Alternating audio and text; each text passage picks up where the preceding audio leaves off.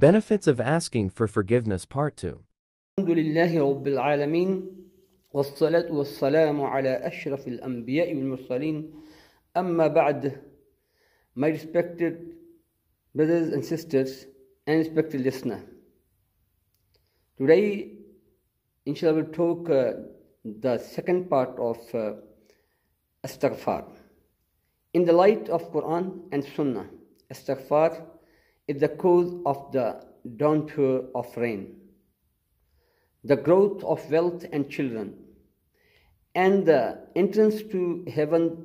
Allah subhanahu wa ta'ala says, أعوذ بالله من الشيطان الرجيم فقلت استغفروا ربكم إنه كان غفارا يرسل السماء عليكم مدرارا ويمددكم بأموال وبنين ويجعل لكم جنات ويجعل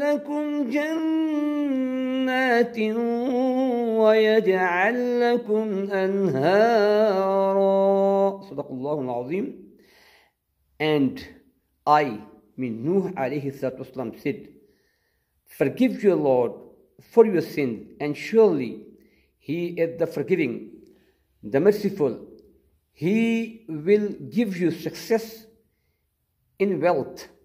Subhanallah. He will give you success in wealth and children, and will give you gardens, and will make rivers flow for you. This is verses of Surah Nuh in the Quran.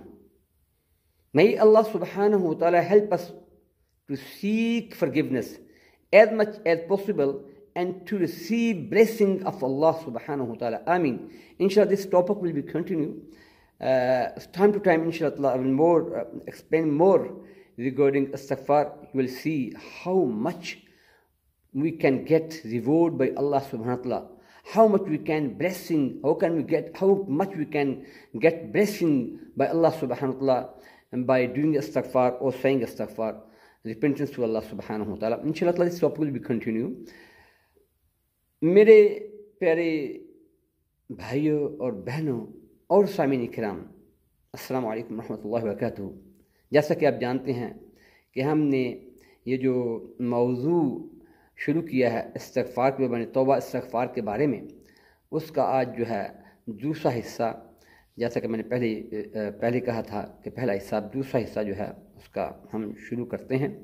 قرآن و سنت کی روشنی میں استغفار بارش کے نزول، مال و اولاد کی ترقی اور دخول جنت کا سبب ہے.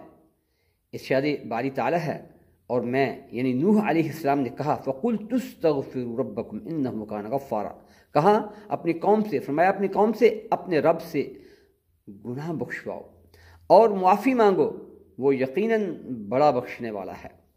وہ تم پر آسمان کو خوب برستا ہوا چھوڑے گا اور تمہیں خوب پے در پے مال اور اولاد میں ترقی کرے گا، اور تمہیں باغات دے گا اور تمہارے لیے نہریں نکال دے گا. اللہ پاک ہمیں زیادہ سے زیادہ استغفار کرنے کی توفیق عطا فرمائے اور اللہ کی رحمتوں کو حاصل کرنے کی توفیق عطا فرمائے. آمین. خدا کی قسم، اللہ سے مانگ کے دیکھیں، اللہ کی رحمت کے دروازے جو ہیں 24/7 ساتوں دن 24 گھنٹے کھلے رہتے ہیں. صرف ضرورت ہے تو یہ ہے کہ ہم مانگنے والے بنیں. وہ دینے والا تو دے رہا ہے، اس کی عنایت کھلی ہوئی ہے، اس کے رحمت کے دروازے کھلے ہوئے ہیں. صرف ہمیں تھوڑی سی کاوش کرنی ہے، محنت کرنی ہے، اللہ سے مانگیں. وہ پسند فرماتے ہیں، اللہ پاک پسند فرماتے ہیں. اللہ پاک نے خود ارشاد میں ہے وَقَالَ رَبُّكُمُ ادْعُونِي أَسْتَجِبْ لَكُمْ إِنَّ الَّذِينَ يَسْتَكْبِرُونَ عَنْ عِبَادَتِي سَيَدْخُلُونَ جَهَنَّمَ دَاخِرِينَ. صدق اللہ العظیم. اللہ شاہ فرماتے ہیں بندو ربکم ادعونی، میرے بندو مجھ سے مانگو. ربکم ادعونی، میرے بندو مجھ سے مانگو، اپنے رب سے مانگو، اپنے رب سے مانگو.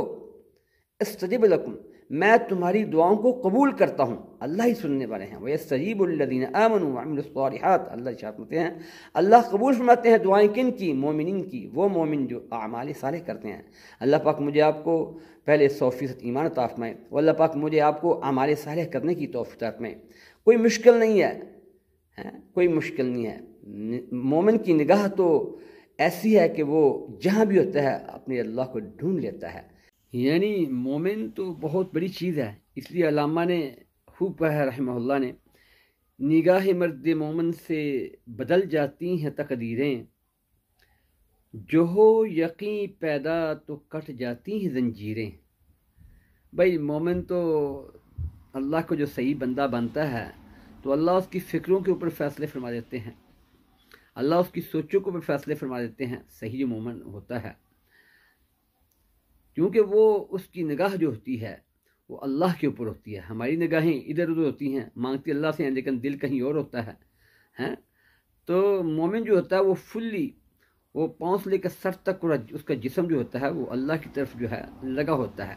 تو اللہ پھر اس کی فیصلے، اللہ اپنے فیصلے جو ہے اس کی سوچوں اور فکروں کو فرما دیتے ہیں. تو مقصد کہنے کا یہ ہے کہ ہمیں ایسی پکی سچی توبہ کرنی ہے، استغفار کرنا ہے اللہ کے حضور، کہ اللہ پاک جو ہے ہمارے گناہوں کو بالکل دھل دیں. کیونکہ جنت بھی جو ہے، جنت پاک لوگوں کی جگہ ہے. یا تو اس دنیا میں دھلائی کروا لیں، اپنے گناہوں کو اللہ کے آگے خوب رو دھو کر استغفار کر کے معاف کروا لیں اور سیدھے جنت پہ چلے جائیں. پاک لوگوں کی جگہ ہے جنت، تو پاک لوگوں کے لیے بنائی گئی ہے اور پاک لوگ جائیں گے. یا پھر اللہ معاف فرمائے، اللہ بچائے، وہاں دھلائی ہوگی. کیونکہ ایمان کی نسبت سے، کلمے کی نسبت سے جنت میں اللہ ہمیں داخل فرمائیں گے. وہ مسکن ہمارا انشاءاللہ تعالی مومنین کا.